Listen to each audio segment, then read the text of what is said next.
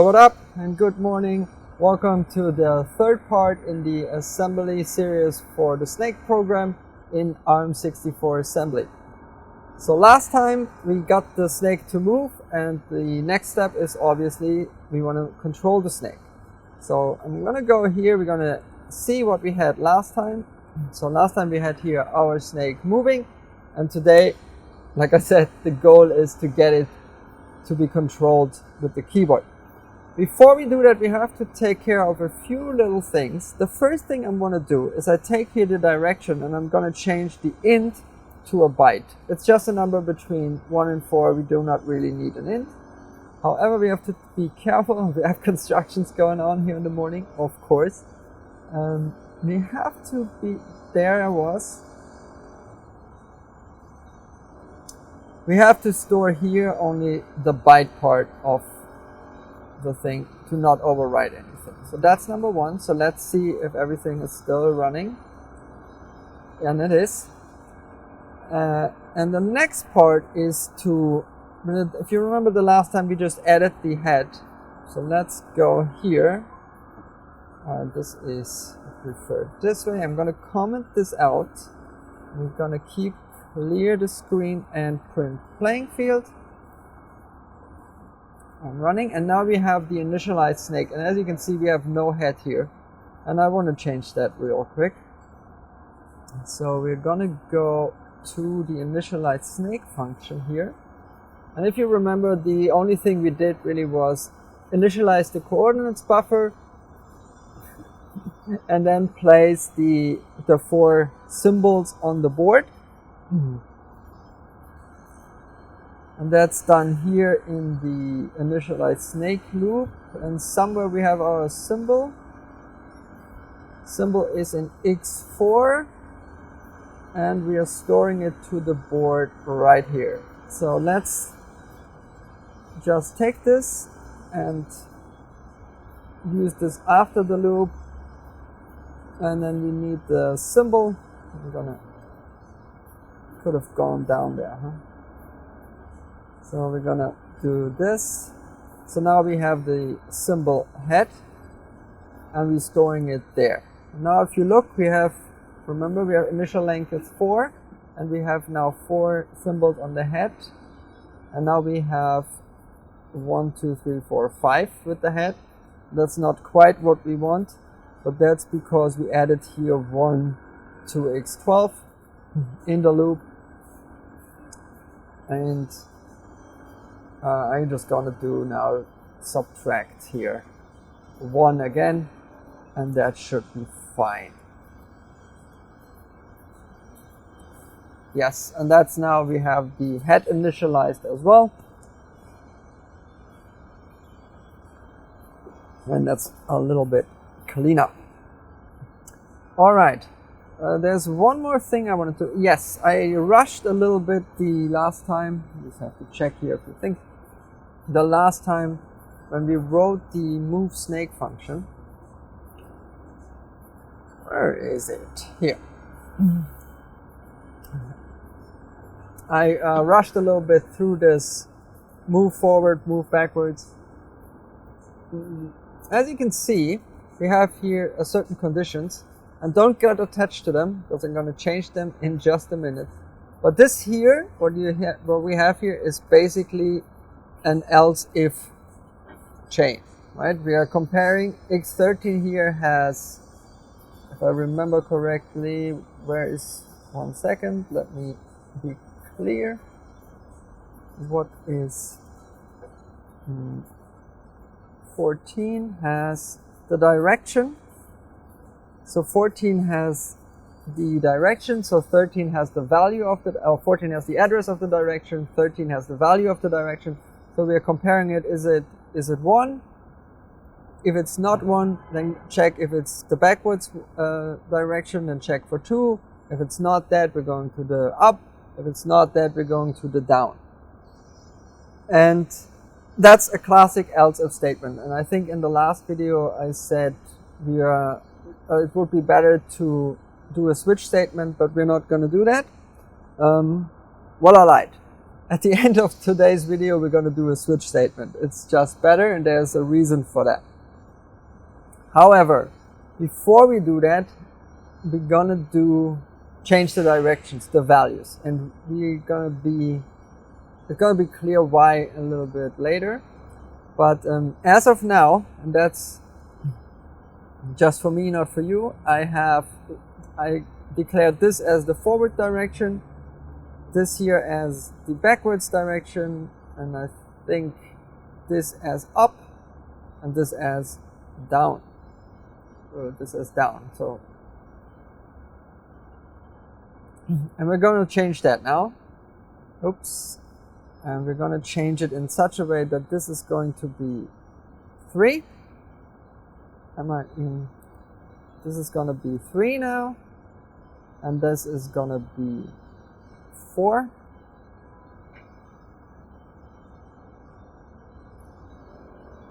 And up is going to be 1. I just replaced them. This is going to be 2.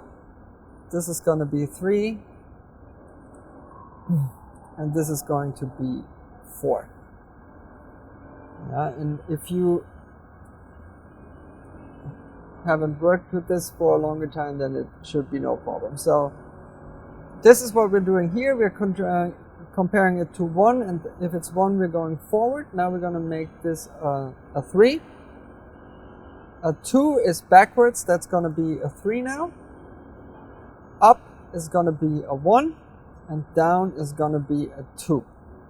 No, I haven't written this down, but these are now our directions that we should get attached to. So let's also check the direction that we start. 1 is 1, so we should now move upwards. We are not moving at all because I commented all of that out. So let's get that back working. And now we're moving upwards because of the 1 direction. And let's move here. Let's test all of the directions. 2 should be down. 2 is down. And then 4 should be backwards or to the left. Oh, and that's not working. Direction, so that's why we test everything. Was I not here? So 3 and backwards is 4. And now we're moving backwards. Very well. 4 and direction here. Now we got the 3. And now we're moving forwards. Okay, those are the changes I wanted to make. And now we're going into controlling the snake. So what are we going to do? We're going to write a function, obviously. First of all, we're going to go somewhere where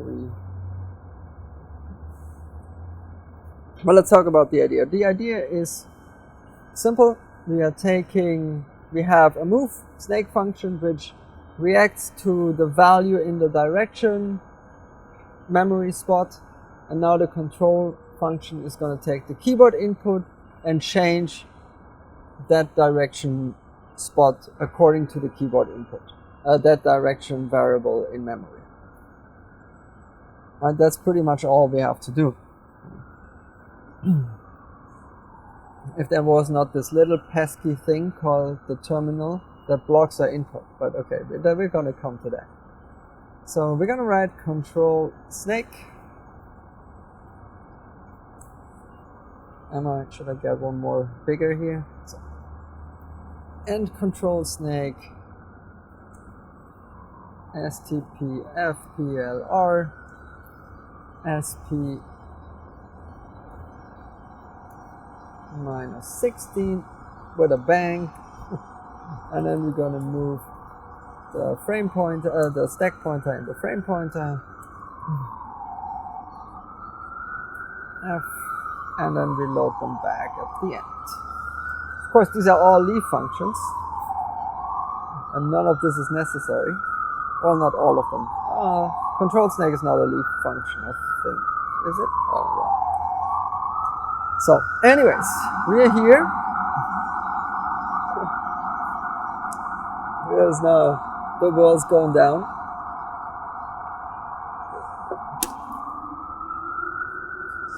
And, oops.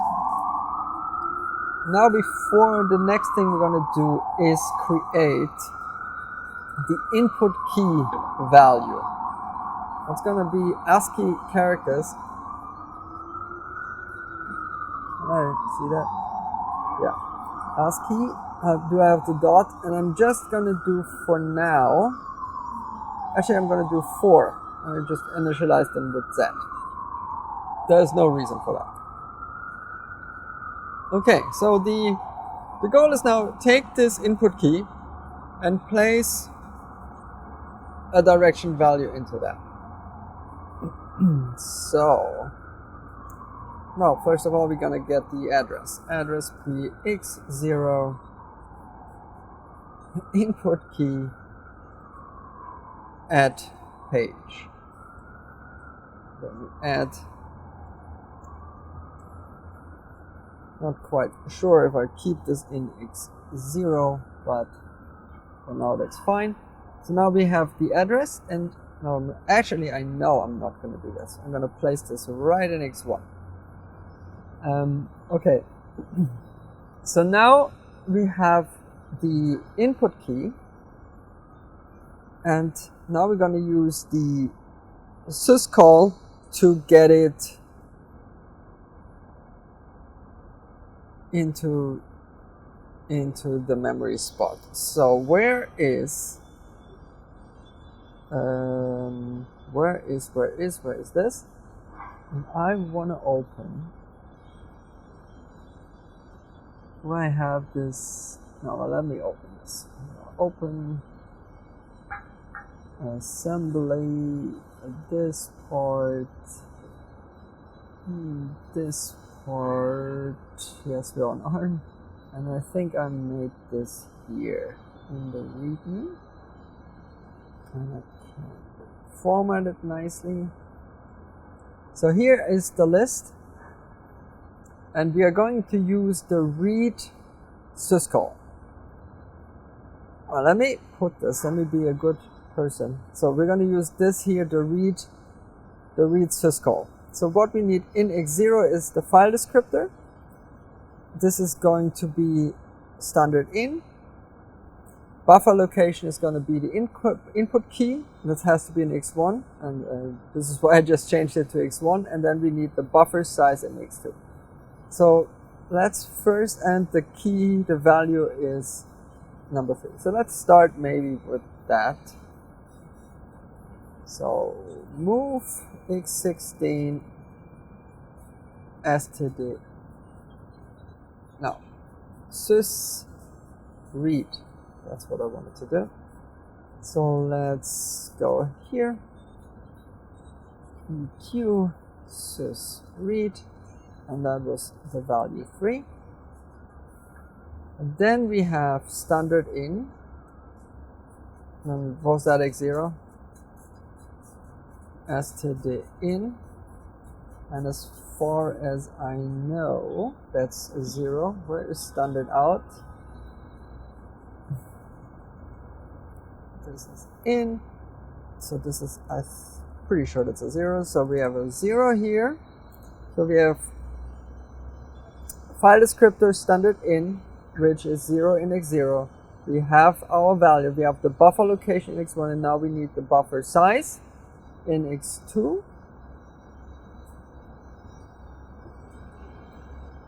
So let's add x2, the size, and the size is at the moment 3. No, 4. I had 4 ASCII characters here. And then obviously we need to do the syscall, supervised call 0x80. Let's see if it compiles. Input key, unexpected token. What you mean to say is I forgot a comma. Okay. So this is of course still working because we didn't call the function. So let's do that now. Where are we? Move snake and branch label control snake. I'm not really comfortable. The last time we had a wind issue. So I'm gonna place this right about here. So okay, we're gonna call the control snake.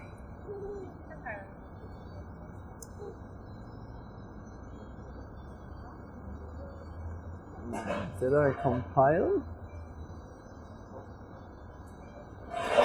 Do we do the syscall?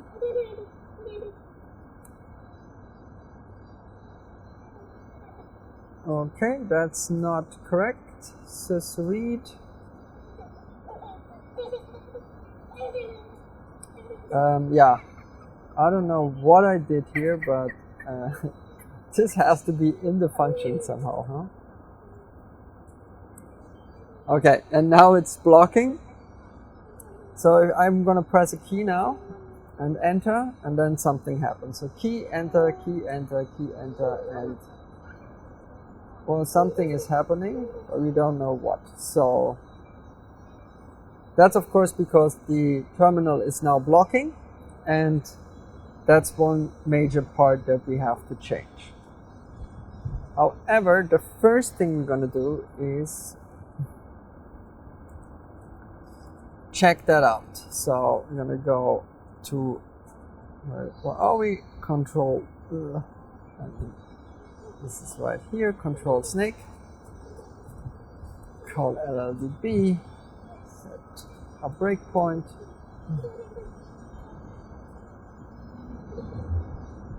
You want a password now? So always ask twice. So here we are in control snake now, and I want to see register read x1. Now this is where our input key is going to be. So x64 xb. Let's check this out. This is our 3 Zs. Why do I have 3? I wanted to have. Wait. First of all, I wanted to have 4. I cannot. 1, 2, 3, 4. And control snake is somewhere here, and I'm reading in 4. Okay. So here this should be 4. Let's run it again. Control breakpoint snake, and we are back here. Let's assume that's still the same address. So here are now our 4 Zs, ZZs, whatever, Z's probably. It's okay. So it's okay. So now I'm gonna do the syscall. And I'm gonna press a J key, which is down in Vim motion. And if we are now looking this up, now we see here the first character was changed to 6A, and that's the J in ASCII characters. Okay, let's run it again. We're going to our syscall, and now I'm gonna press the up key. And we're gonna check the memory again, and now you see we have this part 0x1b, 0x5b, and then we have here a 41, and 0a is a new line character. So these 4 are the escape sequence for the right key now, and for snake we want to use the arrow keys because with the Vim motion it's not as fun to move around. However, we are now going to do this a little bit crude and then fine-tune it later, just so you know. Nevertheless, every escape sequence starts with an escape and then with the specific number for the arrow keys. And here the 41 is for the up key. And now you already can see why I changed the numbers. Let's run this again. Let's do one more here and take the, I'm going to take the left key here. And now let's check this. And for the left key, it's the 44. And as you know, I chose these digits here now in correspondence with the arrow keys. So we have a 43 here, 41, 42, 44, and we're going to use the last digit at some point. So that's why we had to change that. Nevertheless, for now, we're going to extract the 44 and make the snake move with the crude version of the syscall. So let's do that. So we have, we need a little bit of stuff here. So we're going to use, not quite sure how much, but we're going to use 16. We're going to subtract from the stack pointer 16. And then we're going to place here, store the x0, the input key. Not the input key, the address of the input key, not even that. The address of C, the first address of CLS. I'm going to place this in -16 actually.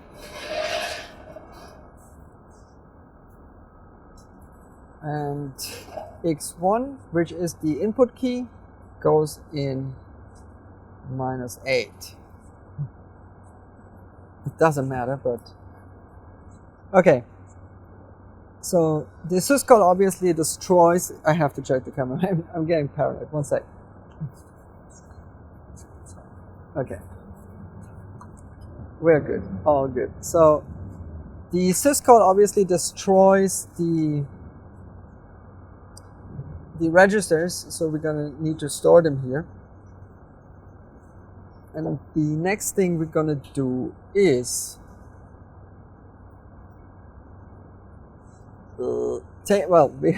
we now press the key. So for now we're gonna assume I only press one of the arrow keys, and that means in the third bit here, 0, well actually in the third position, but 0, 1, 2 will be either 41, 42, 43 or 44, and we're now gonna get that.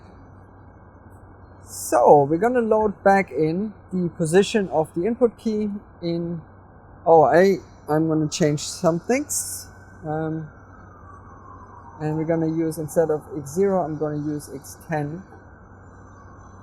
And this is going to be x11.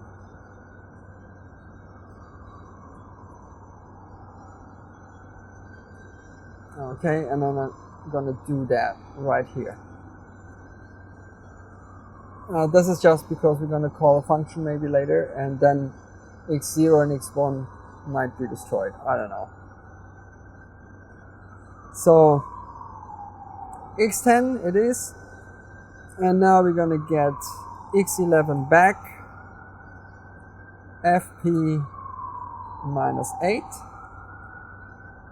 So this is this part here. This is x11. I have to adjust. x11 is the input key address. Okay, now we have the input key address, and now we want a byte in x5, 2, 3, whatever. 4, whatever, 2 it is, x2, and we are taking the x11 address, and now we have an offset of 2, and this is not an x, this should be a w. So now, does he complain? No, he doesn't. So now we should have, well, is it still here? Yes, now we should have one of these values assuming we are pressing an arrow key, we should have one of the 40s in the V2. Now we're going to just subtract 40. Do I want to do that? Yeah, we can do. No, we're not.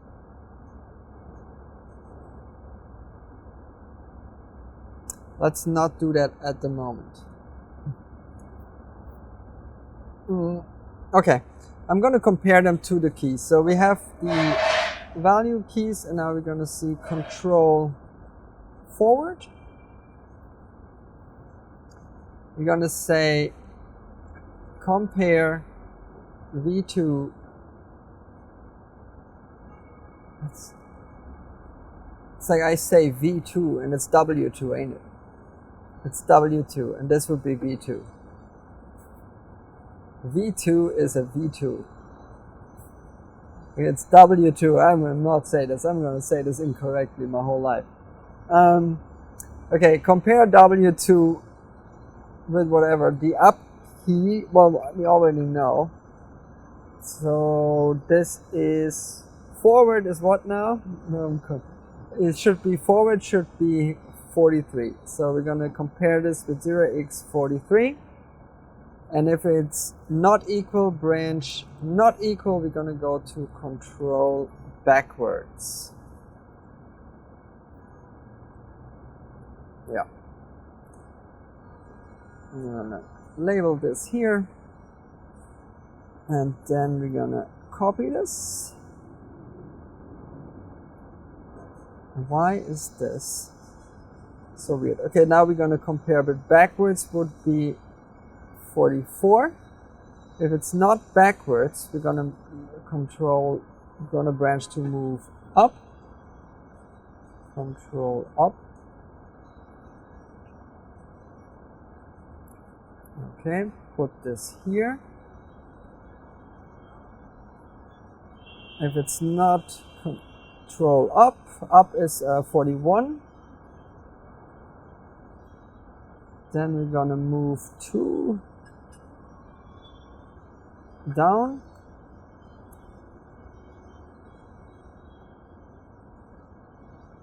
And if it's, I'm gonna check one last time. This is gonna down is 42. Then we're gonna branch to end controls.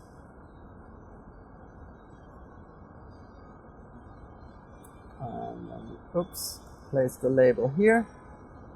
And let me check if this is compiles. Yes, I'm gonna say compile. It assembles. Fuck off. Recording. Yo, okay. So, well, what do we actually do? If it is that it is a 43, we're going to subtract. I could have done the subtraction before and do the digits, but I wanted to have the keys there. Doesn't matter. Well, it matters, but not for the end result today. So, we're going to subtract V2, 0x40, and then we have the 3, the value in the direction in the V2 directory, and now we're going to need to store that in the direction. So, and that's where we're going to need ldrp x 12? Was it 12 or 10? Let's do it, doesn't matter. fp minus 16. So now in 12 we have the address of, well, let's check it here. We have the address that we stored here from the input key, the first one, and this is always be, because it's on the same page, this will always be this address. Whatever I did, undo it. Okay, I hope I'm good. So now we have the address. Now we're going to add x12. Do we need the address here? No, I don't think so. Add direction, add page off. So now we should have the address of the direction. And that's good. And then we're going to store the store byte v2 in x12. Is that right?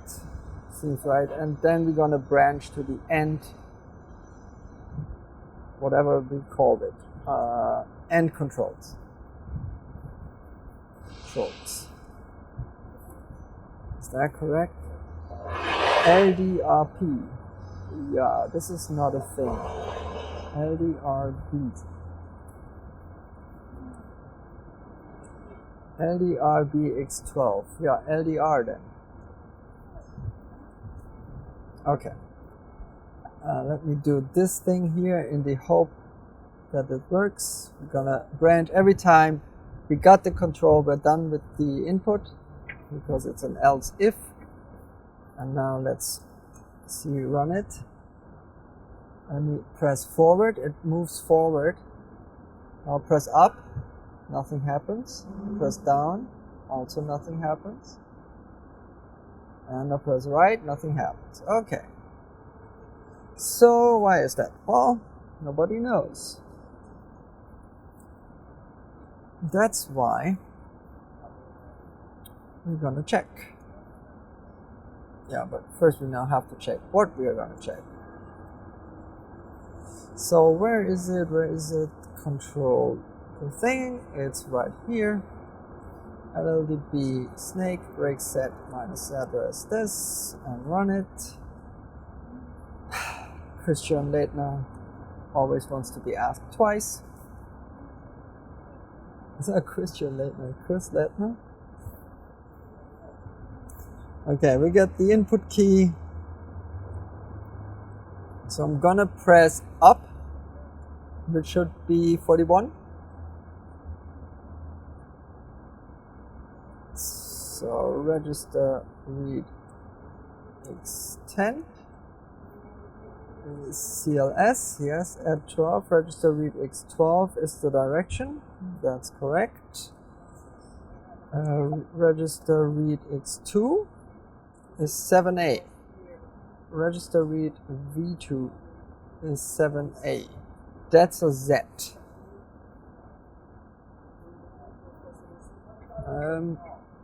Why is there still a Z? Do I have the wrong offset? Well, let's check that. Let's first get our input key again. So here's our 77. Okay. Where's my syscall? Again, I'm pressing up. So here we are. We can check that.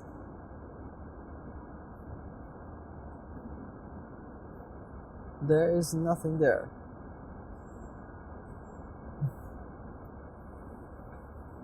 What did I change?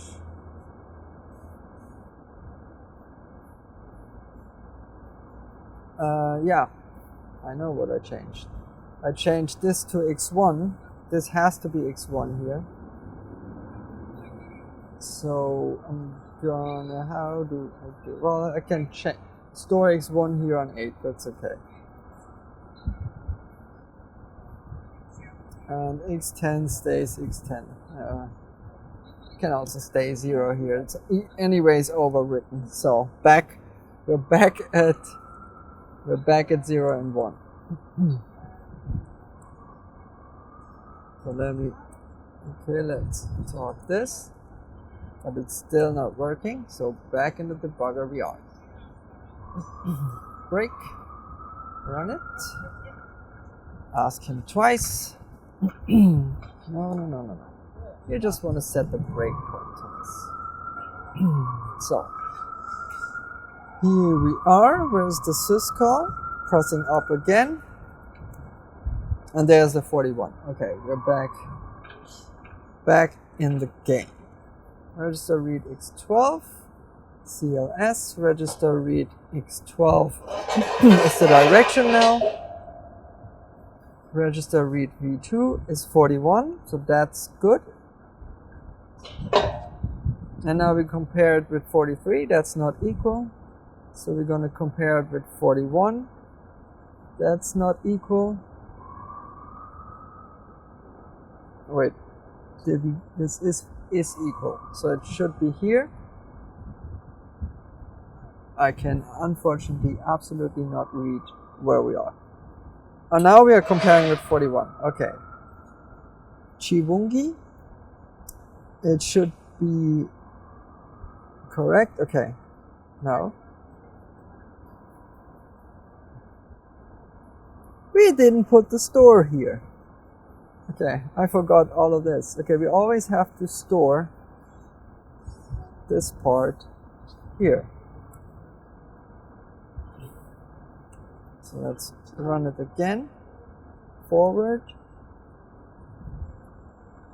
Well, I'm moving and I do something now. Well, everything is messed up. So let me press up. Okay. Still something is not correct.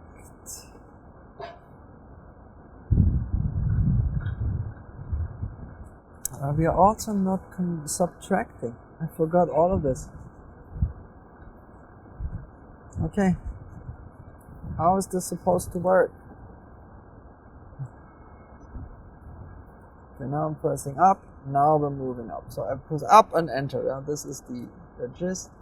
Now I press left, enter. That's that. Now there it works. Okay. Down. Right. Now backwards. We can still move in each other. And in this direction, down again. And left. Up. Right. Okay. So now it's working. And of course, that's not a way to play the game. Okay, before we do that, let's do one cleanup here. Even though we're gonna change that at the end, we're gonna define the keys here. Well, by now I know the keys and you probably also know the keys, so let's the EQ key up is 0x41, down is 0x42, right is 43. Are we knowing them? And left is 44. So I'm gonna go here. So this should be forward is key left. This is key right. And this is key up. Key up. And here's this one. Key down. Down. Okay. So let's check that if it's correct. Well, forward is forward, up works, left works, down works, right works, down, left. Yeah, okay. So this is all working fine. So now obviously we have to somehow get it into raw mode. Okay.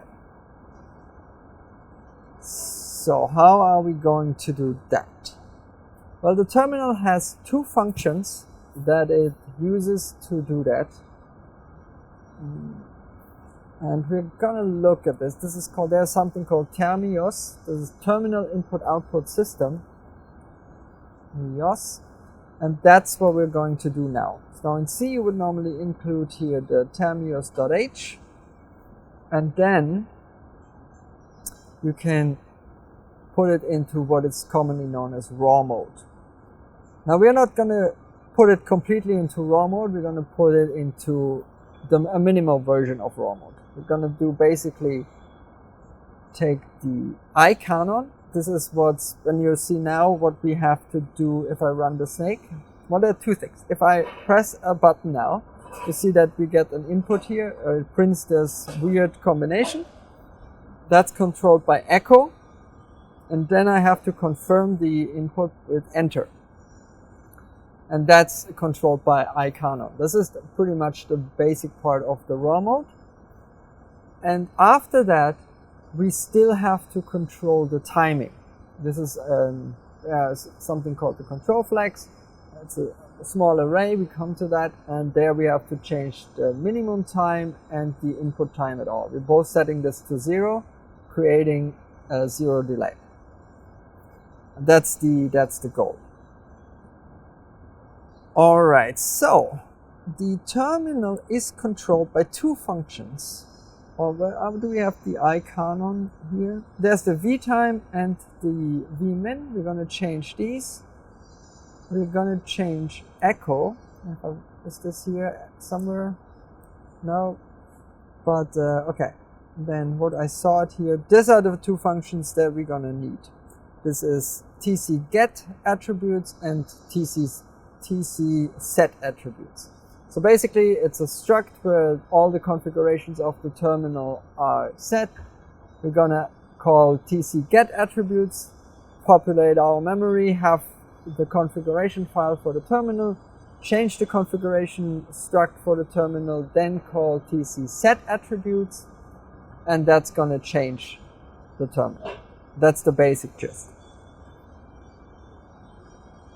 Okay, so let's do one thing at a time.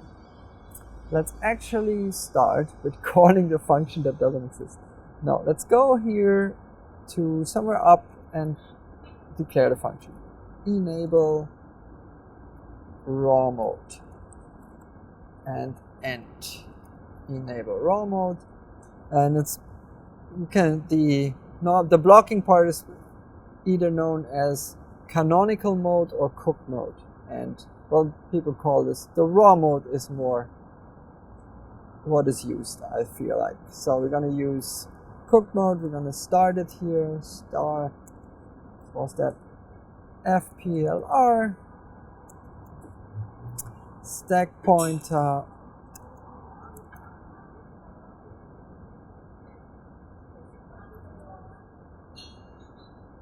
Whatever's going on.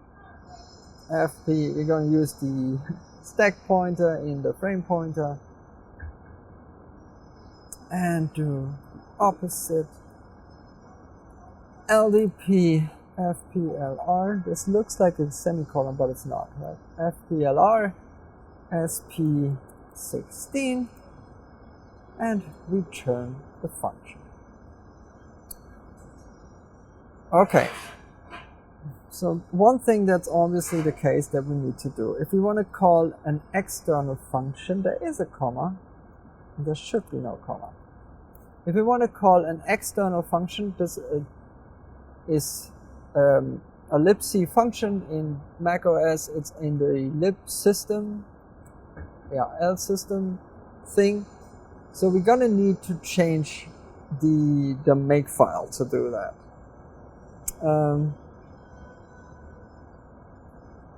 We're gonna do, we can do that now. So the one thing to do that is we have to check with xcrun, and there is something show SDK path.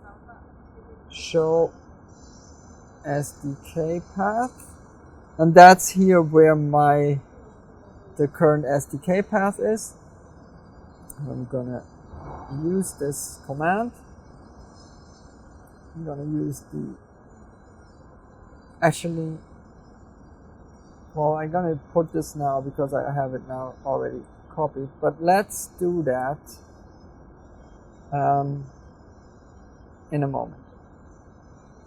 So let's put this here, include includes. Includes. It's okay. I'm gonna come back to that in a moment. I want to call the function one time without it. So I spoiled it now. Okay, we're gonna go back here, enable raw mode.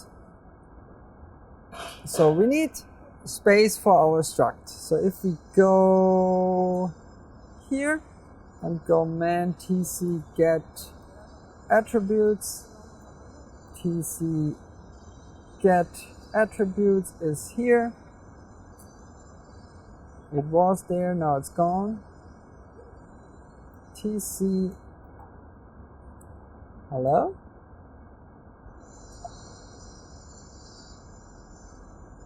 tc get attributes.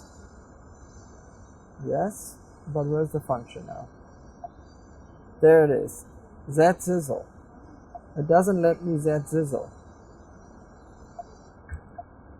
Okay, so I have to do this.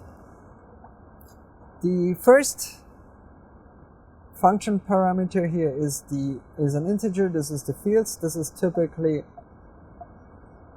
holy moly, this is typically standard in file std in file number, and that's, I think it's a 1.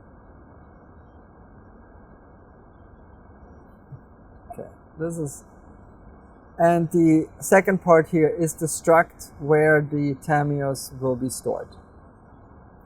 So a lot of words.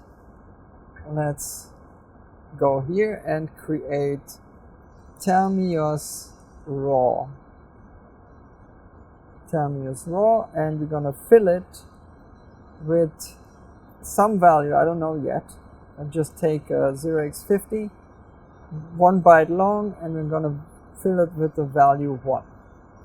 And for the cooked one, I'm gonna do the same, but I'm gonna fill it with the value 2. And okay, so now we're gonna copy this, go here, use this in address page. This is x1 address page, x1 tamios raw add page of the page, sorry, and then we're gonna copy this to x1 tamios page off, and he will want a comma here. Okay, so now we have the memory address of this struct that we just created, or this memory space in our x1 register. Well, I should just do this. And in the x0 register, we're going to now just move the value 1, and I just put this in. I'm pretty sure it's 1, and this is std in file number, file no. I think that's it. But also, friendly reminder, I have this all, will have this all on the GitHub. If I have this somewhere, here is the, oh, if I could read it, it would help. So let me, this, I wrote stuff down here. So there you can also read this if you're, this should be better. So std file number. I should, file number or 1. So it is 1. It is here. Okay, so we have this, and now we have to call the function tc get attributes, and that's not gonna work. Unexpected token. You also want a comma? Okay, and here's now undefined symbols for architecture is tcGetAttributes, and that's because it's a C function. And now, at this point, we need to link our program against the system lib, which includes libc. Let me check the camera 1 second. All good. Okay. So we already started that. I spoiled that a little bit. So we have here the Makefile, and this will give you the part to the SDK. To get the libraries, we need to add syslibroot, and then what we want is the L system. I think that's correct, and then we're gonna add this here to the linker. $include. Let's go here, let's check it, and that compiled. Well, that's unexpected. But not on Volcom. So we're gonna go here. Do we already call initialize playing field? Somewhere here at the beginning, we're gonna do enable raw mode. So let's do that. I can do that here. Whatever it is, redo. We don't need you anymore. Or at the moment, wherever I'm here, make it. Let's run it. Segmentation fault. Beautiful. No, don't tell me. We're not gonna be friends, are we? So, well, it doesn't crash. So let's see what it does. That's more interesting. Object dump the snake. Enable raw mode right about here. LLDB snake break set minus address. He wants to be asked twice. And now we're going to step into the function. And I think register read x1, we have the address of the raw thing. So let's take 128 or something, xb this. And now here you can see I don't have my mouse. Where is it? Well, a little bit. There. So here you see we initialized this all with 1s and this here all with 2s. And this is, I think we choose binary 50. And the reason is we are now going to see if the function call does something. Oh, and we are getting into the function. Yeah, that's not what we want. So I'm going to rerun this.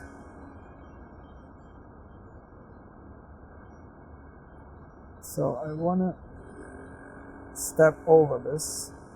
Where is it here? I'm going to copy this address. I'm going to continue. So now, if we call it, we have our struct.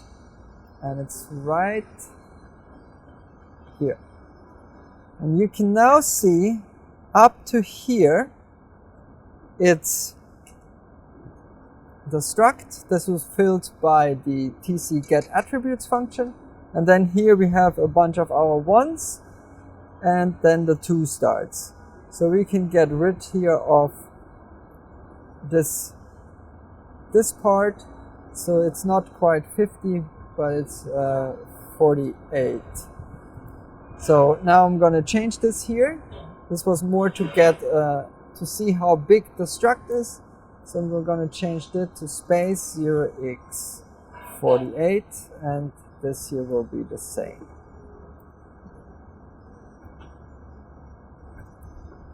Okay, so that is that. And now we have the struct, now we have to change it. So let us do, let's compile it, LLDB snake, let's set the breakpoint, let's make sure change doesn't affect anything.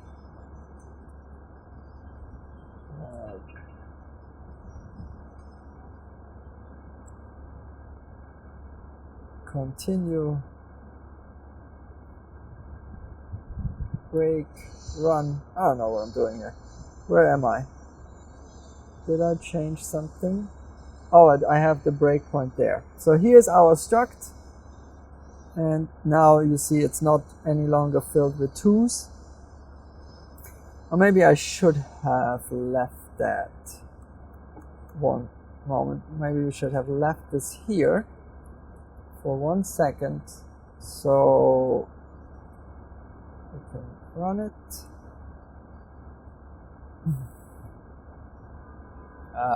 Where are we?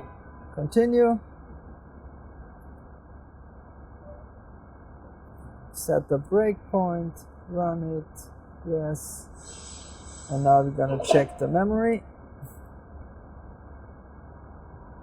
And you can see here starts our 2's.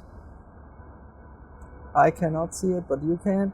Here start the 2's, and we are right on with our memory to have it right about here. All right, so the next thing we need to do is leave no trace. So let me redo this here to the space part. That's all good. Leave no trace means we are now going to change the terminal mode from raw mode to cook mode, and when we end the program we want to restore it to cook mode. So we need to back up the struct or the configuration that we got when we started into the cook mode struct. And the way we're going to do that is very, very crude. We're just going to write a short function copy struct, but nothing sophisticated. We're just going to do it byte by byte. I think we used this function twice, and well, actually once. And if we want to have a scoreboard, we would use it twice. So we're going to do our copy struct function. And end copy struct. So I'm doing this now basically to learn to use the pound. That's like, that's the goal now. Move FP into SP, copy this SFS, replace F, LDP, FPLR, SP, don't know what happened, and 16, and return. So how are we going to do that? We want to have a function where basically x0 is the address of, or the origin, not the origin, it's the source. Source is the better source. x1 is the target, address of target, and x2 will have the byte number, bytes. And here we're going to actually add, let me go all the way over here, where you don't see it probably, simplified struct copy.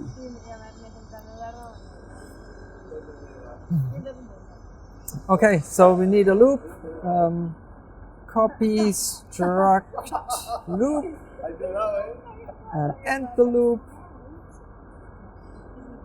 And we need a loop counter.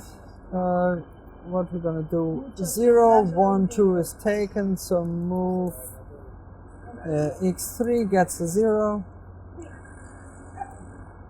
Then we're gonna compare x3 with x2. The x2 will have the bytes we pass is to the function, and once this is reached, branch equal, we're gonna say go to the end, struct loop, copy struct loop, yeah, okay, and copy struct loop. So that is that, and now like I said, we're gonna do this byte by byte. We're gonna load into 4 v4 from x0. We're gonna use the loop counter, and then we're gonna store byte str byte in x1, and finally we're gonna add wherever x3, we're gonna add a 1 here, comma 1. So this should be so very simple, very easy, and we are not doing, normally you want to use 8-byte chunks as much as possible and then just align it at the end to copy the last bytes, but we're not writing memcopy right now. Okay, that compiled at least, and now let's use that. And now we have the first non-leave function, huh? I don't know if the first, but we now have enable raw mode standard file inf. We called the terminus. We called the function, so we're gonna lose everything here. So we're gonna store that also. I'm not sure what we need. Let's go with 16 also for the moment. SP16, and well, x1, so let me do this, x0, and do the raw one as well. So we're gonna do in x2, we're gonna call x0 terminus cooked at page off. So now we have these two loaded, hopefully, because we're gonna store x1 on the frame point, on the stack frame at -8, and x2 at -16. Okay. So that is that. Now we need it in the source, and we had now x0 is the source, x1 is the target, and whatever at -8 here is the one that we change. So LDR x0 fp chart -8. So now this is our source. Then we have the target in x1, and now we're gonna move x2. The byte size is still 0x48. And now we're gonna branch label to copy struct. And here I'm gonna add x2 1. This is a nonsense instruction, so let's actually take 23. I just want to have something I can jump to. Okay, so it compiles. Let's check it out. We have our enable raw mode. Okay, so this is that. I'm like set -8. No. Ask him twice nicely. So now we're here at enable raw mode. So this is before the copy struct. So we're going here. We have not yet. Oh, we have not yet this part. So let's jump over this at definitely. Break set minus address this. Continue. Okay, the struct is populated. So now register read x0 is the raw one, register read x1 is the cooked one, and register read x2 is 48. So now let's take that break set address here, continue, and check if our copy function worked. and that doesn't look good. That is not correct. And I think I know what we forgot. If I guess we didn't branch at the end of the loop. Huh? And copy struct loop, that's all good, but we need to branch to copy struct loop. Without that, it's gonna be pretty difficult. So let's go here, let's run it again.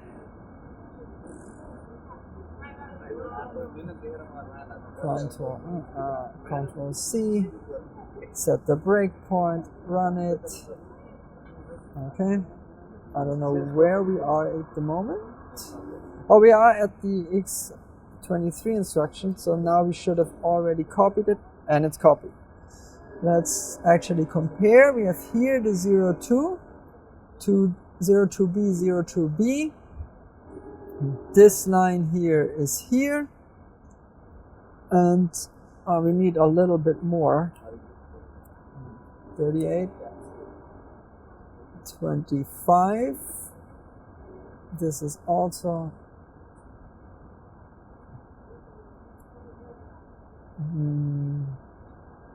80, 25, 80, 25 here, and this part is here, and this is where the struct starts. So we have the whole struct now backed up.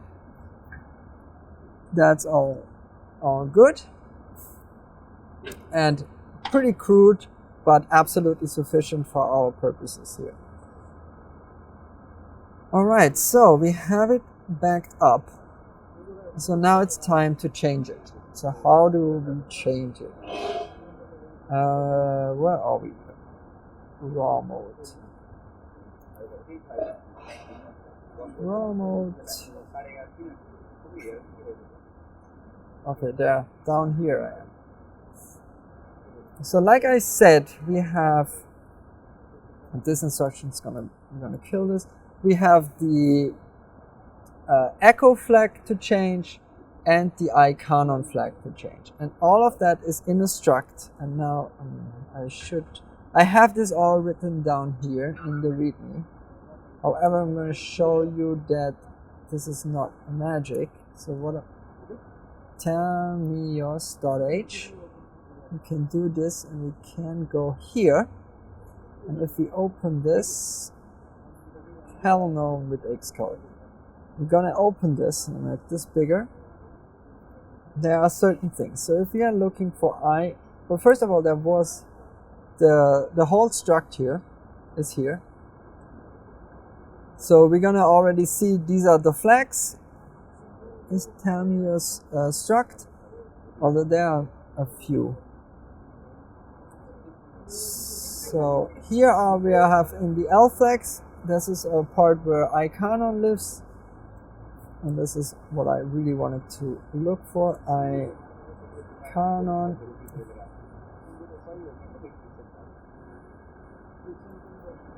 That doesn't look right. Am I? Well, here we see it's in the L flags, but where am I? I'm in a Linux kernel 0.1.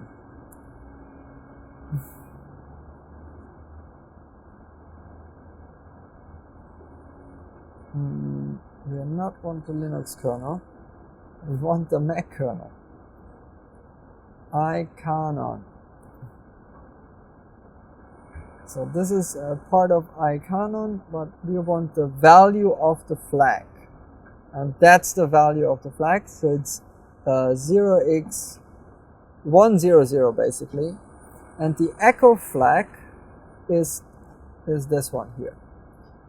So let's actually take that right from here, because these are the ones we want to change. Where are we? Right about here. So we need copy struct changed, probably our raw struct. So we're gonna get this back in x0. I don't know why I have a watch now all the time. So we have this in x0. Do we want this in x0? I don't know. 1 second.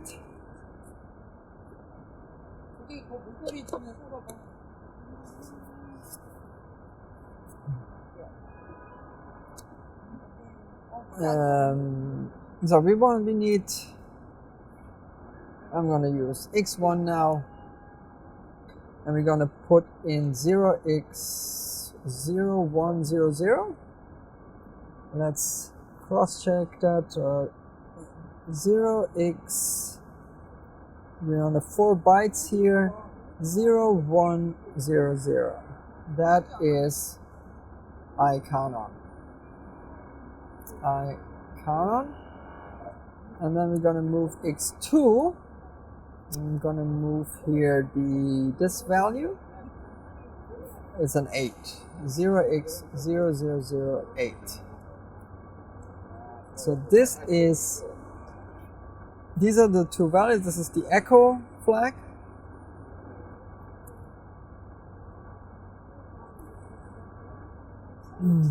This is this flag. So now we have to use both of them. All right. So basically, how this now works, we have the L. Where's the struct here? Termios. Why am I in visual mode? Termios. There it is. This is the struct we are going to change. We have these flags. ICANON is part of the L flags. Yeah, of the L flag. So this is a bunch of zeros and ones, and each certain bits have certain properties, and they are now turned on or turned off. That's how this works in C, and this is how this works here as well. So all we're going to do now is OR them. x1, x2, and x1. So this would be, I'm going to write this here in C lingo as well. This would be ICANON OR echo. And then we're gonna not them. So we're gonna say, move not. We can probably even do that. Not. Move not. Is it this or MVN? Is it this one? Yes. MVN. So now this should be, because the flags are on, so this means they are on, but we don't want to turn them off, so we not them. And so this would be not ICANON and or echo. And now we're gonna AND this to, well, the struct to the flag. We don't have the flag yet. We need the flag. Where is the flag? So the flag is, we want to have this flag. They are here 8 bytes long. So this is 0 to 8. This starts at 8, 16, 24. This starts at 24. So we're gonna LDR in, now x1 is taken. I'm gonna use x1. From x0 with an offset of 24. I'm gonna use bytes here. Is that necessary? No, I don't think so. So let's do, because we want the address. So let's do x1, and I'm gonna change these. I'm gonna get up on all one here. So here, this should be fine. So now I'm gonna take x1 and not them with this part, and x2. Is that a true instruction? Too few operands. So we're gonna x1 and x2.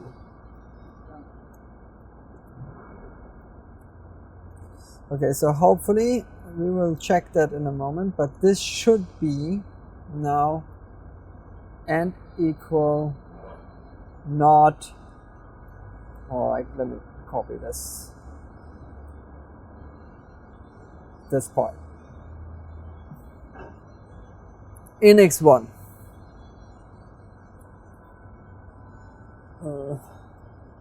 Yeah, let's check that, if that's even true. So make it and run it. No, this is not gonna work. Quit, get me out of here. Quit, make object dump minus the snake.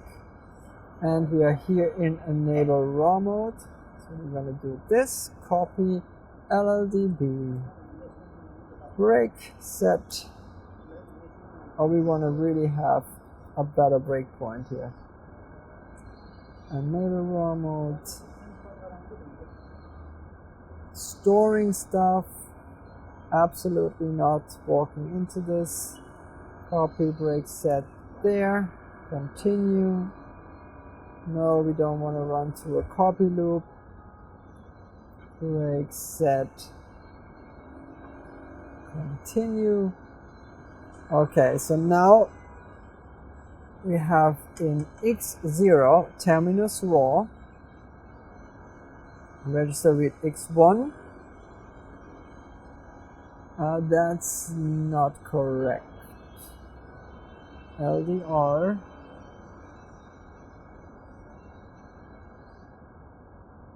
No, this is not correct. So what we're gonna do, this is because I dereferenced, we should just add, we can add here 24 to x1.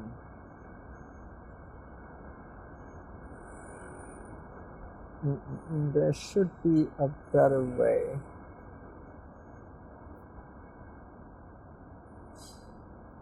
But I don't know at the moment, so let's just add x1, x0, and we add 24 to it.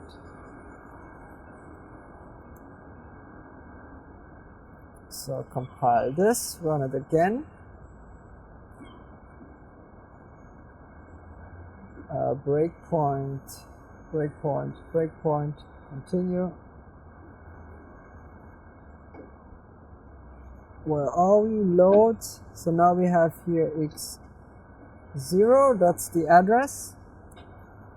Register read x1. This is now terminus raw plus 24. Okay, now we look in x2, register read x2 is the ICANON flag. Step register read x3 is the echo flag. Ordem register read x2. Here they are ordered. Register read xn. Where did I put them? In x2. So now we knotted them. And the next one is in x2. Did we already execute that? Register read x1. Screen buffer.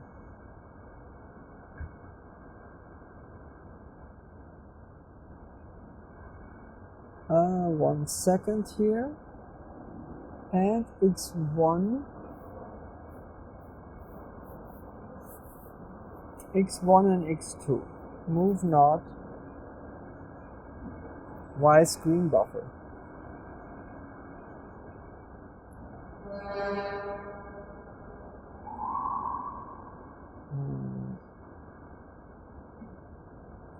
I am happy up to a point here. So what is this? Move or, so here's register read x1. This is terminus raw.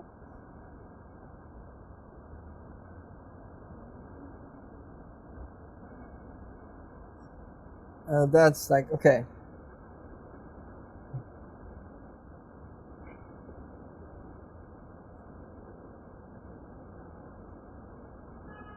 The flag is there. This was not, this is the address, this is not the array. We want to load it.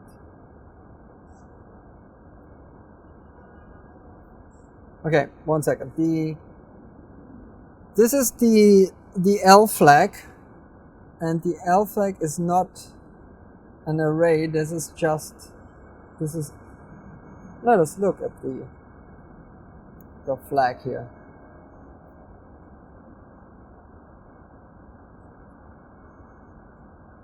No, this should be this address here, 83.1b.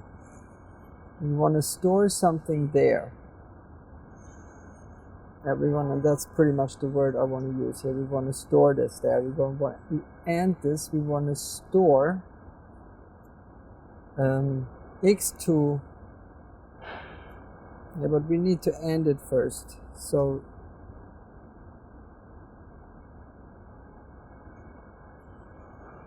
now I'm gonna 1 second here. Let's take this slowly.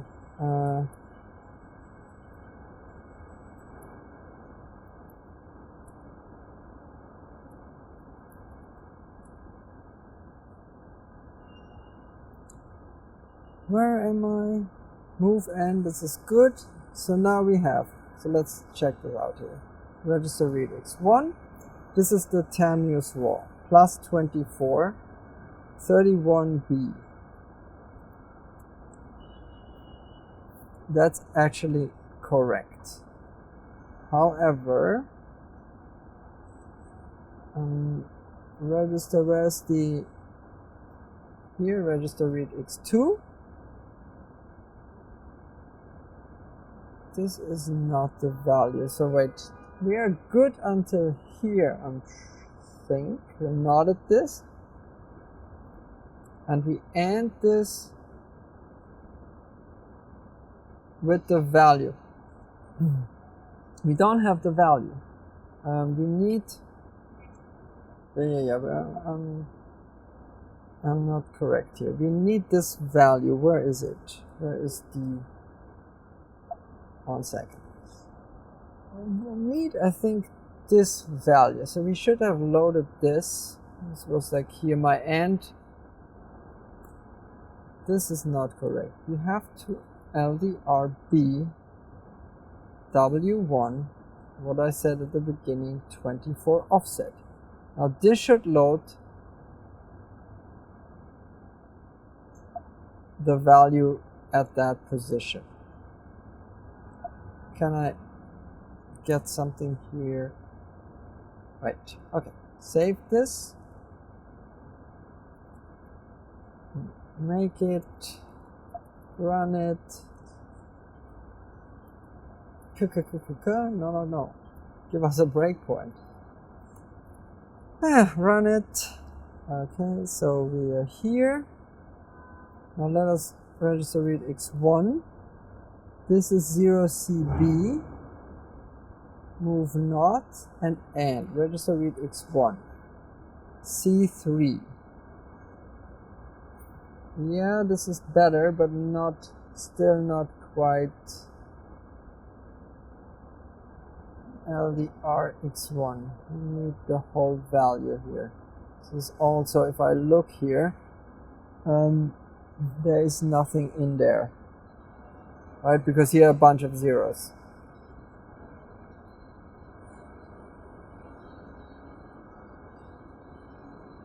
Right, to make and run it again. Set the breakpoint. Move or register read x1. Yes, and now end it. x1. Okay, this looks correct. So we loaded that value. So if we're going back here to the struct, we have this is the L flag, pretty much. We load this, an offset of 24 in x1, and now this also makes sense here with the x1 and the settings that we have.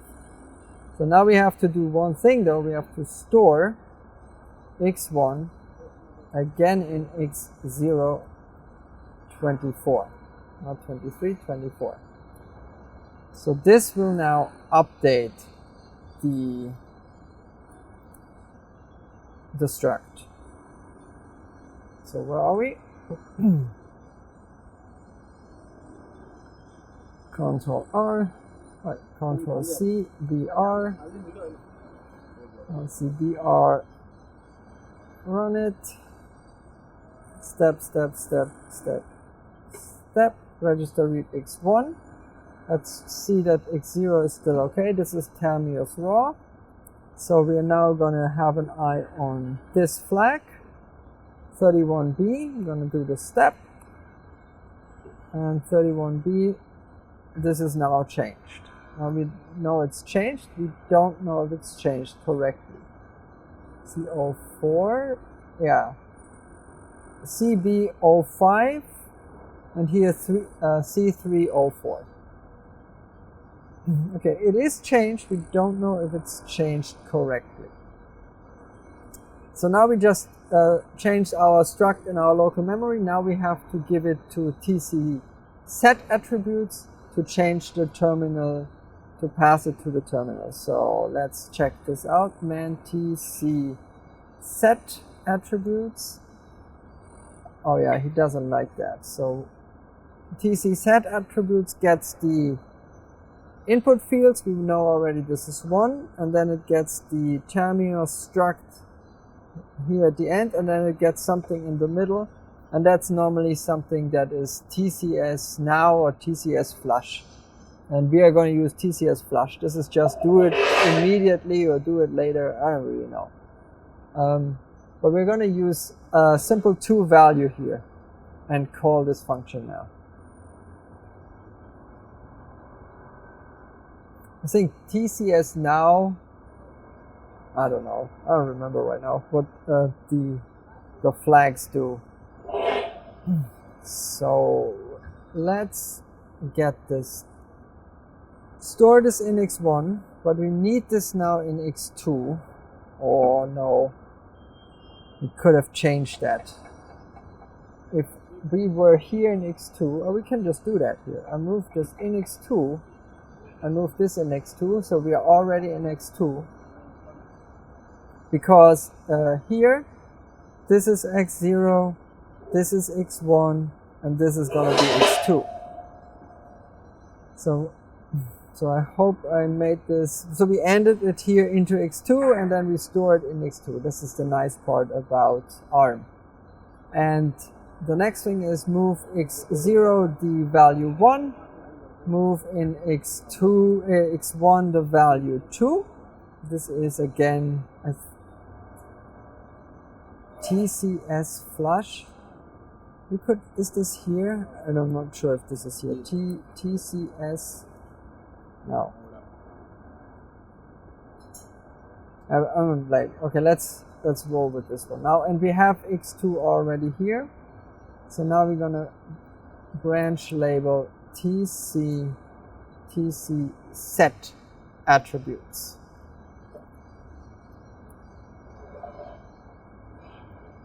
Call it, and I'm gonna call snake, and I'm pressing forward, and nothing happens. So that's not working. TC set attributes. Right. Now we still have to do the enter part. So something is not correct. TC set attribute, TC flush.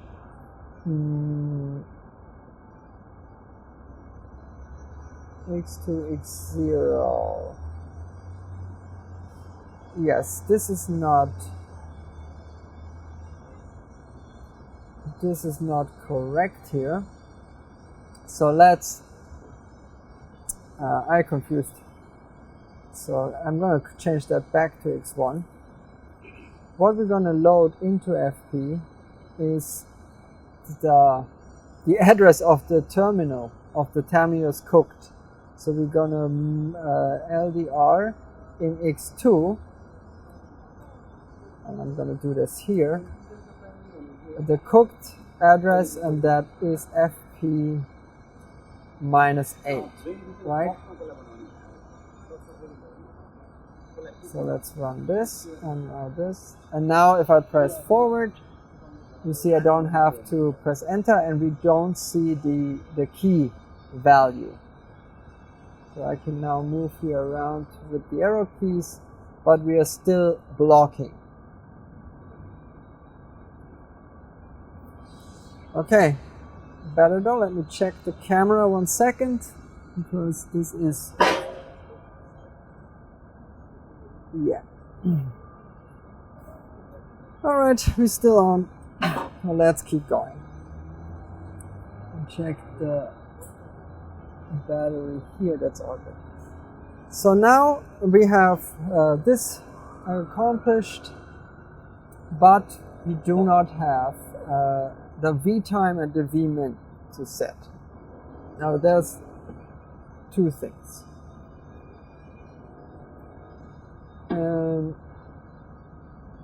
Okay. So we need now this array, and then we're gonna go into the array and change VMIN and VTIME. Okay. So this has to be obviously done before we set this. The question is, do we do this or do we change the control sequence first? Okay, let's do this first. So we're gonna get LDR x2 x0 again in FP -8. And now I have the terminal address again. Now we're gonna add to x0 the address of what?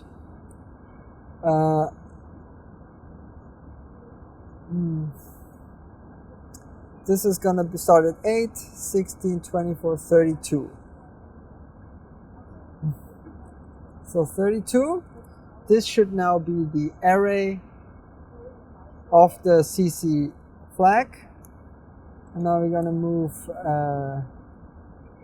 into 4 the value 0.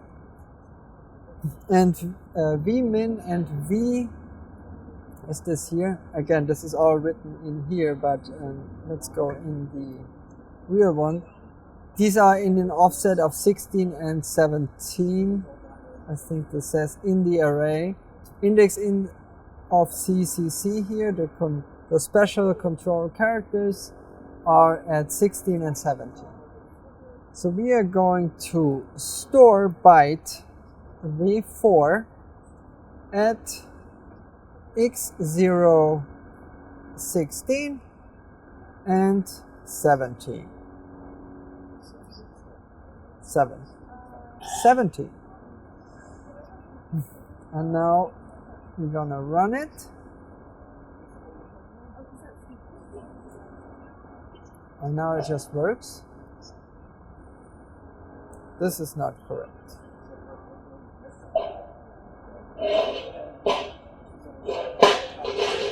Missed. Baby name.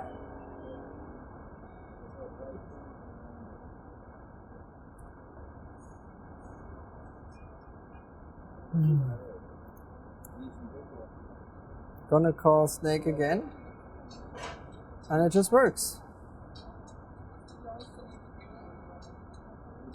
Let me press any other key, nothing happens. I'm a little surprised by that.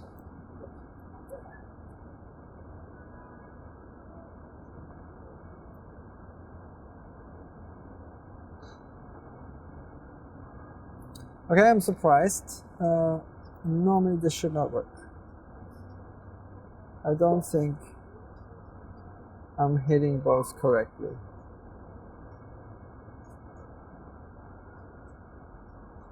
Because the moment you change the VMIN time, the sysread normally reads only 1 byte.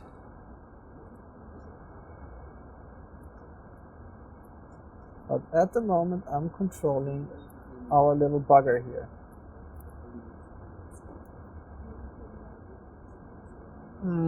Okay, interesting.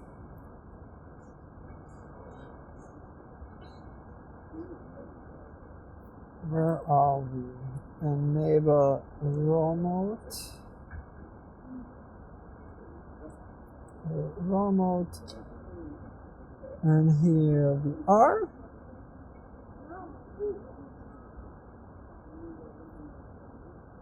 We add 32, we have our raw mode, and we set the attribute 16, 17.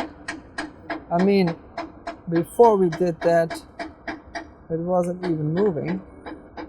So that's just, so this is definitely the change that we have.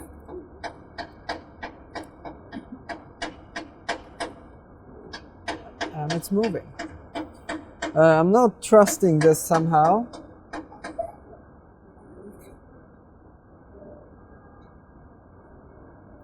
It's also slow. Let me check this here to a 1 or 6 or something. It says 6 types 3. I mean,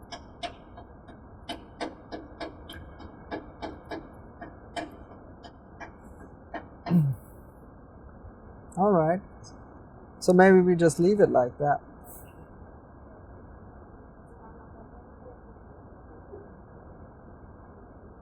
Okay, 1 second. I'm right back. 1 minute.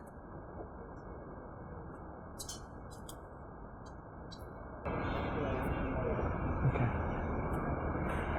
All right. Sorry for that. Back. Still recording. Yes. So. I'm surprised. Let me check my notes here.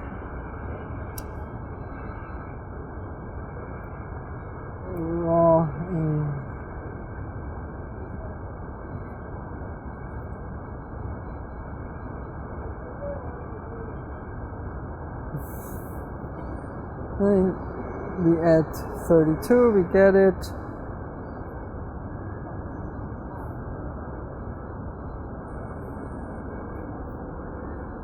I mean, we're now complaining that it's working. Or I'm complaining that it's working.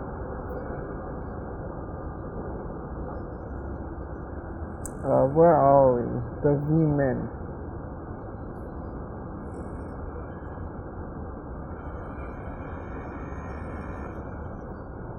What is here? No, I have not, of course, checked the notes. That's the raw. That's we're getting there. We're adding it 32 to it. Yeah, that's all the same. 16, 17. Okay. So then we leave it like that. We have a working snake. And it's even fast. However, we're gonna change the what was that? A.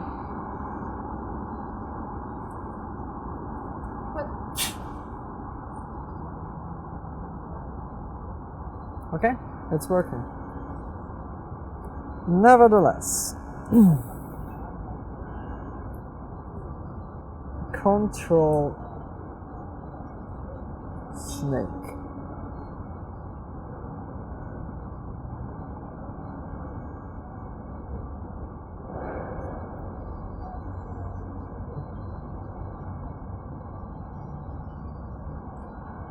Are we hitting?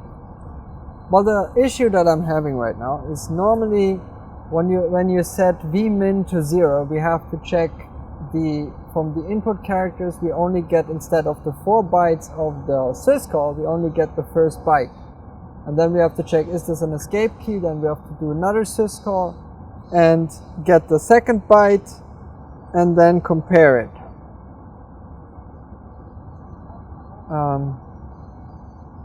So I was surprised that this is running so effortlessly.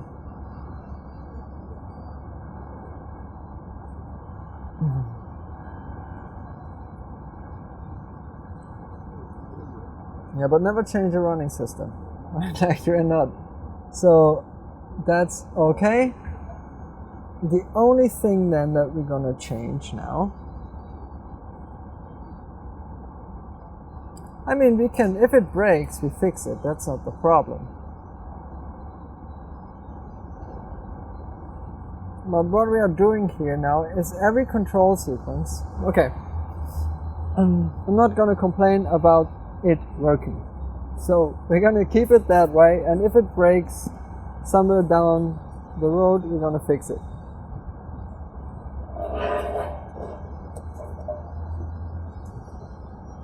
It's not like we tried this here before. Good. Then now, what we're gonna do now is every time we have the control loop, if we are running down here our snake, and I press the key, we are having to check a lot of things, right? We are checking,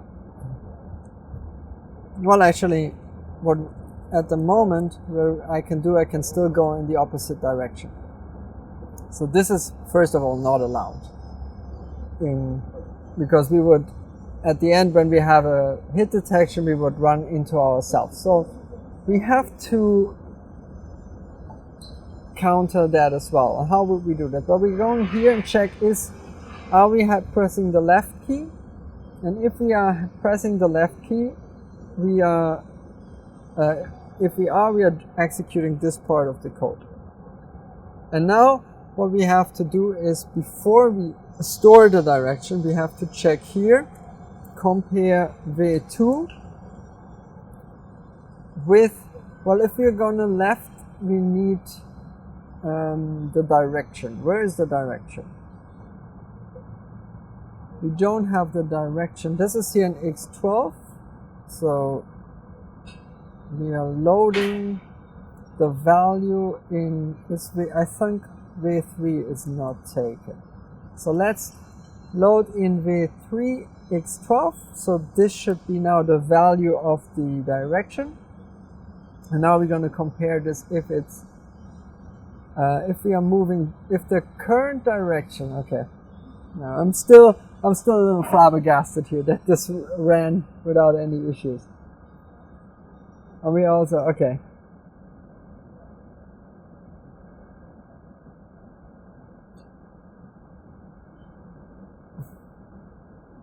okay, so let us compare v3.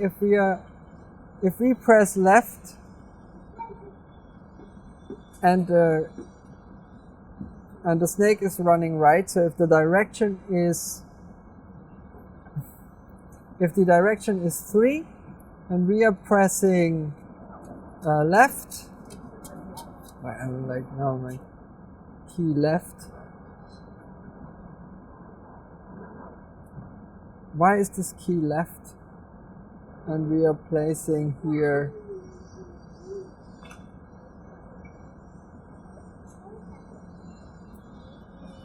backwards is key right. Why is backwards key right?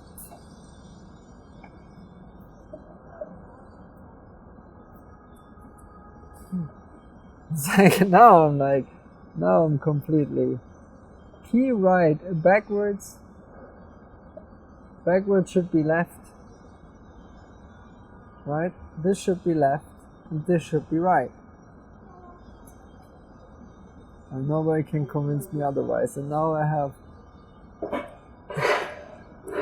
a snake that doesn't work.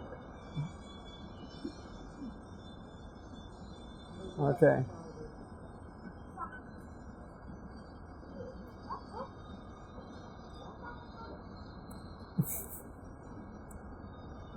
We're in the right directory.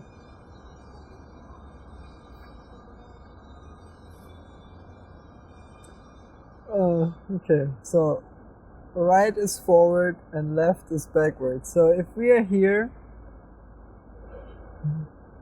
and now we're gonna compare it, v2 with v3, or v3 with the value right,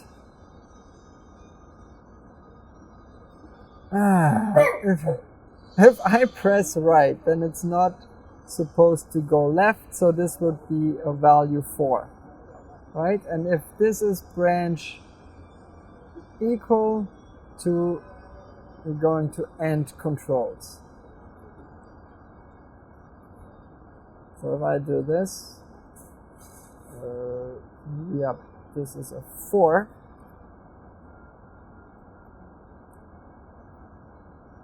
So now I cannot move backwards here. I can still do this, but I cannot go in this direction.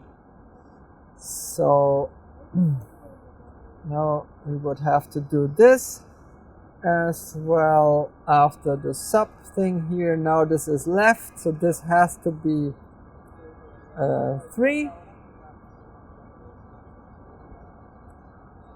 This is up is 1, so this has to be the opposite of 2. And here key down 2 has to be a 1.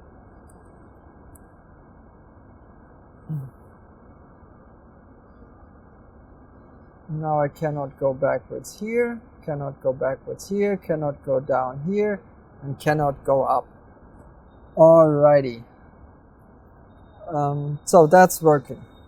But that's horrible in a way here, right? Because we are now, every time and for every movement, we check, is it the right key? If it's not, so imagine if it's the down key. Is it the right key? No, it's not. So let's check the left key. Is it the left key? No, it's not. So let's check the up key. No, it's not. So now let's go to the down key. Is it the down key? Yes, it is the down key. Well, is it actually moving up? Yes or no. And if it's not moving up, then we're going to change the direction value. That's a lot of stuff to do for during the control sequence. And we don't want to do that. So we are not going to do that. So what we're going to do is something similar to a switch statement. And that's why I said at the beginning, we're going to also change the other thing to a switch statement.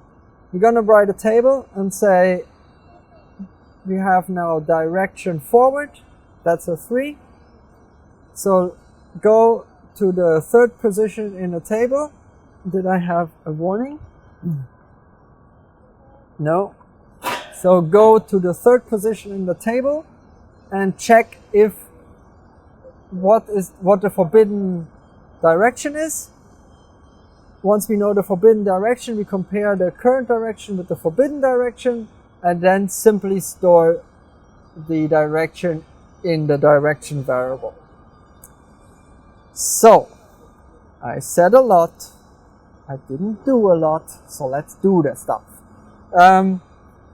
So how do we call this? Control snake reverse look up table. Aren't you glad you came? So that's the name, and we need a byte, and the first byte is going to be the default and has no value because we have the values 1, 2, 3, and 4, and that's going to be the offset. So we don't have an offset 0, so that's a thing that we're going to do. So offset of 1 will have, remember, movement up is 1. So if we are at 1, the forbidden direction is 2. So at position 1, we're going to say store 2. 2, yeah. And at position 3, 3 is the forward, the forbidden, this is wrong, I'm sorry. 0, 1, 2. If we are moving down, the forbidden value, the forbidden direction is 1, not R1.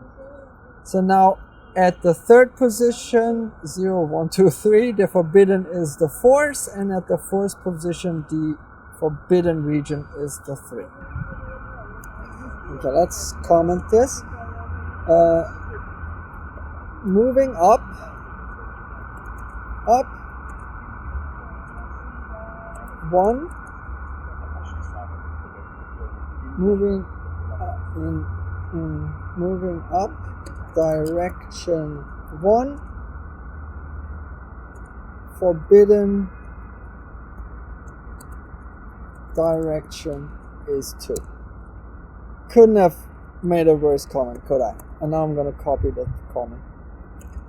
Okay, moving down.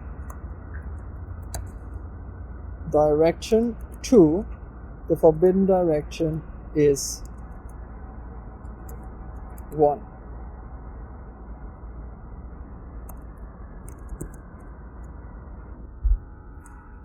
So moving forward, direction 3, forbidden region is 4. Replace 4, and finally for moving backwards, direction, I have to change these columns, but at the moment I don't know. We have to go in direction 3. So these numbers here, 1, 2, 3, and 4, correspond with offset of, this is offset of 0, offset 1, 2, 3, and 4. Okay, so I also want to do, we have to enable the raw mode, the cook mode, jack in words. So where are we? Control forward. So here we are, we have the direction, but we do not have the, where do we store this?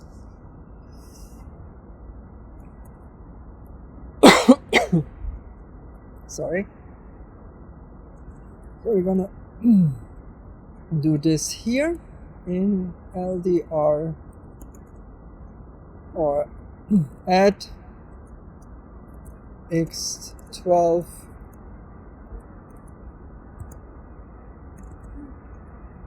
at page of.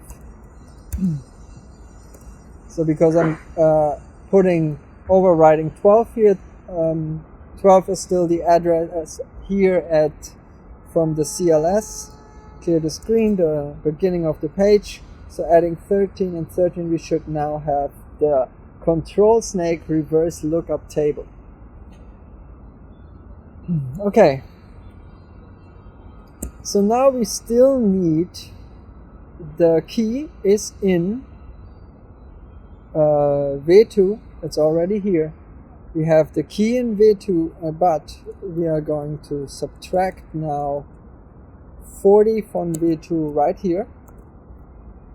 And then, so if we press forward, we have a 1, 2, 3, well, we have a 3, 4, 1 or 2 in register V2 now. And we're gonna load in V6 LDRB W6. We're gonna go to the lookup table, which is in 13, and now take the offset of x2. So this will give us the, so if we pressed, let's say we pressed 3, which is forward, then we go to this table, go to 0, 1, 2, 3, and get a 4 in V6. And that means, if we are moving in the direction 4, we are forbidden. So we are going to compare V3, which is the direction value, with V6. And it wants a comma, and then we're going to say branch equal to end, whatever we called it, end controls.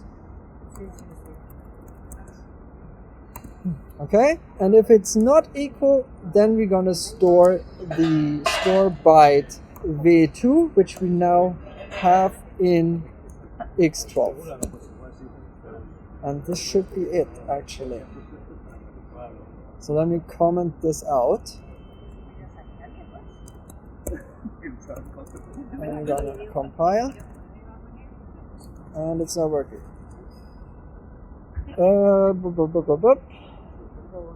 Store byte. Did we do compare?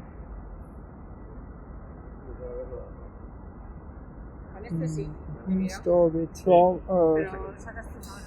Did I do something here? Direction 12 is. Well, let's just step through it.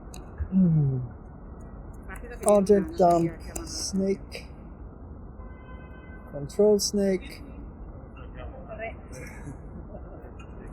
LLDP snake. Break set minus address. Control snake. I don't know if we get the input key now. No, we can't do that. We have to raw mode V4. We're gonna get into blocking mode now because otherwise we cannot. We don't get a syscall.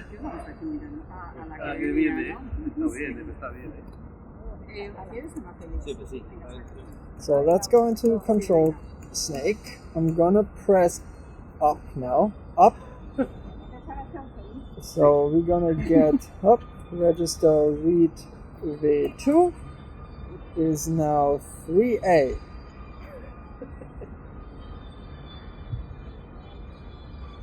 What do we suspect here? 3A. Register now. Now we are running into the problems, huh? Register read x1. Well, I'm not mad about that actually because register read x1. This is the input key, so let's check it out. 32xb. Where is it? Why are we not here? So, again the syscall, I'm pressing up. I pressed up. I'm gonna check it, and here's the 1B, but we do not have 7A. We do not get the arrow key information.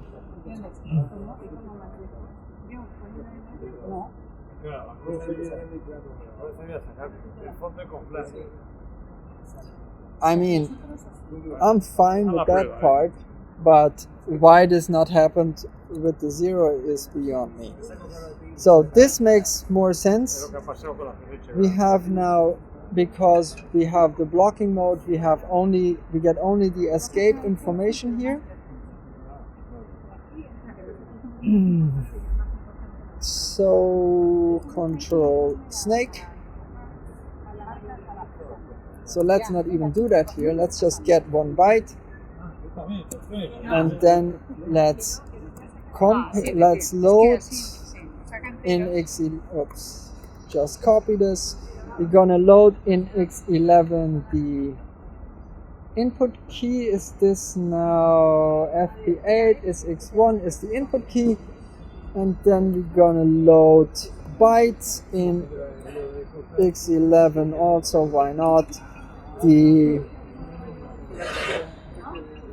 value at position 1, so we're going to just check the value, the byte there, and if we're using a byte we have to this, and then we're going to compare V11 with 0x1b, because this here is the escape sequence. And if this is not the same, so if we didn't press anything with escape, we're gonna go to end controls. Is that a thing? End controls, yes.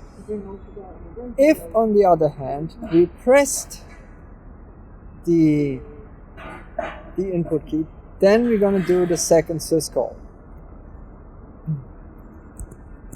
And we're gonna do that with 2 bytes now. And then we're gonna do the exact same thing. We're gonna load the input key and the bytes, but now we're gonna load the second byte.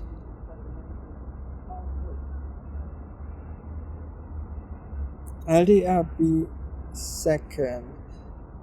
No, we're gonna, the second, but the second in the sense starting from 0, so at 1. And this is actually already this part. So we're gonna just change this here to a 1. Okay, we're gonna step through, so this is gonna, I hope this makes sense. Make LLDB snake. Do a break, run it, ask him twice. Let's go here, do the syscall if I see it here. So I'm gonna press up again. It was a little bit fast there. So anyways, let's go the second syscall. Now we load register read x11, the input key, load register read v2, and this is still 7A.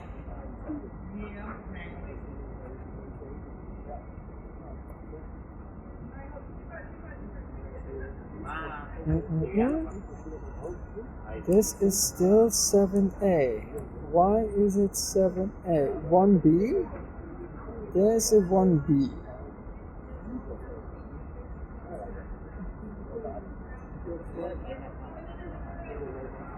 X2 is now 2 bytes. This should be, we are loading the value. Okay, let me run this again here. Control snake. Store, get the input key.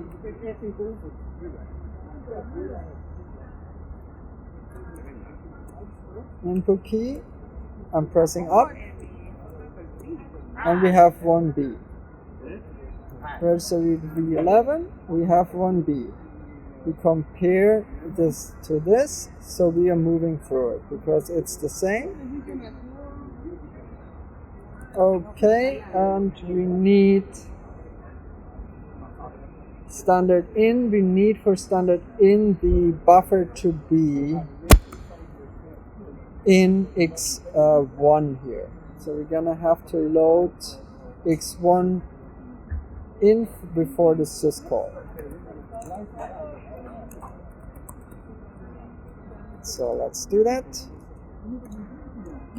Control C. Where's the breakpoint? Run it. Yes. Control C. Breakpoint. Run it. Yes. Control it.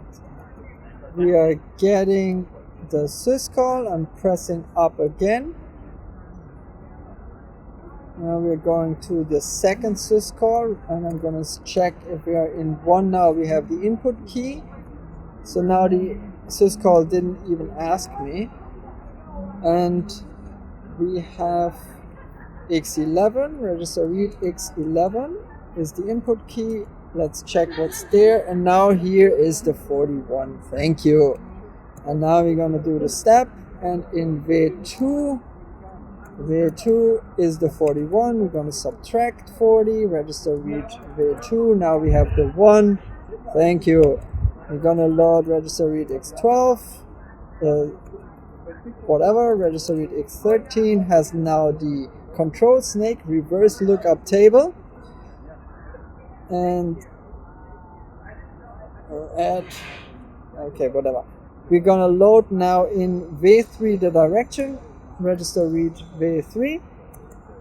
That's a 3, and now we should get the forbidden direction in register 6. Register read 3, that's 4. V6. Oh, we get the forbidden direction for our press, and we press up, so the forbidden direction is 2. That's correct. So are they the same? They are not. So register read x12, that's the direction, and register read v2, that's also direction 1. We're going to store that, and now we should have changed the direction. Thank you. Let's check if that really works. So let's go to raw mode v4, change the timing here again to 1, 0. Make it and run it, and it doesn't work. Why doesn't it work? It runs into the snake. Okay, this is a weird thing here. control snake direction is this.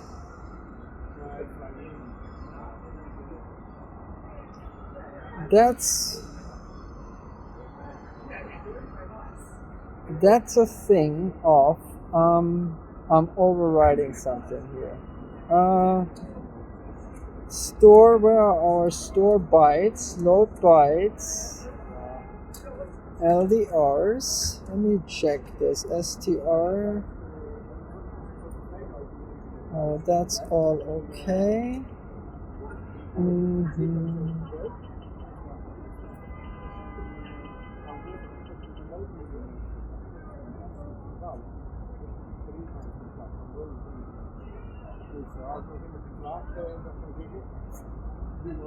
Let me check. Let's check here a few things. This is in the direction, the input key. This should also be now. 2 should be sufficient here, actually. I want to get a big food here. But oh my god, they look like ants. why can I not go to Z here? FZ. Destiny! So let me remove that. That should be enough as well. But why are we moving there? So if I remove the control snake, we are also now. Okay. So our error is somewhere in the move function, and that has probably something to do with my forward is.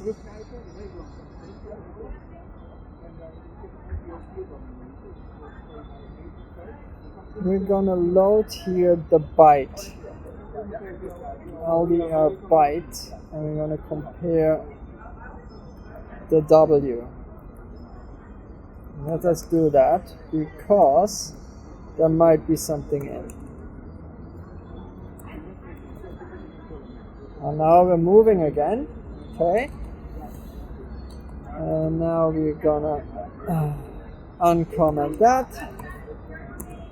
And now I can move again, and now I cannot move in the opposite direction. And that's all that we wanted. So little error there, but that's okay. So it had to be something that the direction was correct, but we didn't load. We overrode something, and that was the LDRB to LDR command there. So now we can actually delete all of that and get rid of that. And that makes the control function so much nicer. And let's run it. And now we have a moving snake. So we're almost there. There's just one last thing. Yeah, I was asking. Let me check the camera. Okay, yeah. So one last thing. And what is that? That's what I announced at the very beginning. We're going to change this here now also to a switch statement instead of the else if part, because we already did it pretty much. Right now we're going here, we're taking the direction or the direction from memory, comparing it with 3. If it's not 3, we're comparing it with 4. If it's not 4, we're comparing it with 1, and so on. When in reality we should just say, have a table, go.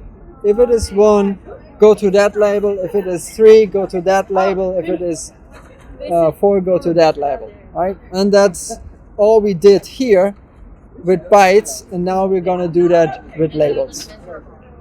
So we're gonna call this, and I will do this here. So we're gonna call this. I feel like I have to leave now that the Lord is here. Move snake. Move snake. Switch table. Am I still? No, I'm not recording. Why am I not recording audio? Are you kidding me now?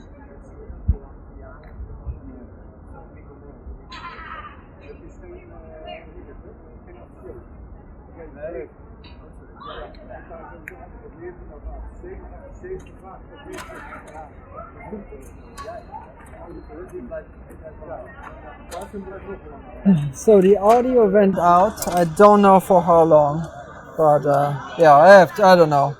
I have to figure this out.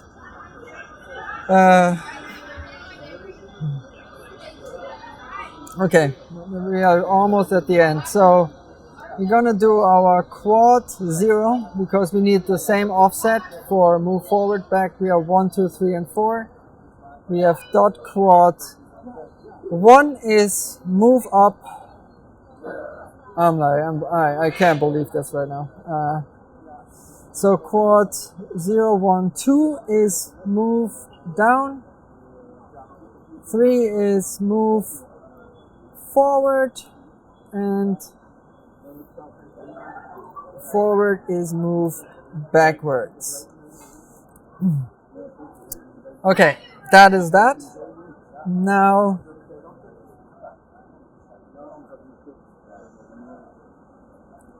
where are we now? The audio went out.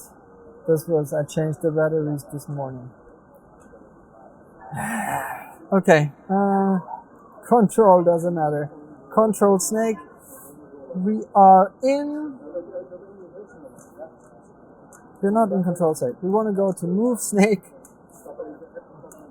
and change this thing. So we have the direction here, and now all we want to, based on that direction, we want our offset table. So let's 14, let's take for now let's take 15, address page x15, control move snake switch table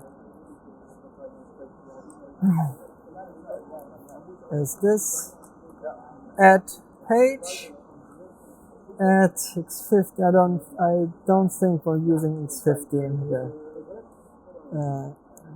Word add page off. So now we should have the table, and now based on the direction we are gonna use move 16, register 16, wherever. Are we using these? Move snake switch table. We have the switch table. Now here we are needing this address and the offset of x13. This is the direction value. So now we should have the label in x16, and then we're gonna branch to register x16. This is the idea. Expected move x16.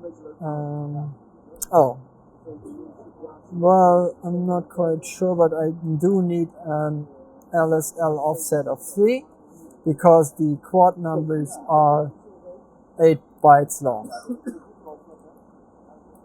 X15 move. Move. I wanted to say move. LDR. Warning is not aligned. Okay, this is pretty much here. So dot align 4. Wait, then let's take this and place this here. Yeah, so the alignment fits. Okay, we are doing something. Move snake, but we want to do branch register here. So we have to check if we can actually get rid of these things. Oops, undo this here, move up, and this. So we don't have to compare, we are just getting the label from the switch table and branch to it. And that works beautifully. Down, up, Thanks, and that's it. So let's delete that. Let's hope that the audio was not that bad. If so, I have to see if I have to check there now something. But in any case, we now have a moving snake. The next time we're gonna generate the food and make the snake grow. So this one is obviously was the hardest part to get. We have now pretty much everything working. The rest is now the home run stretch. Thank you very much for watching. Hope you enjoyed it. See you in the next one.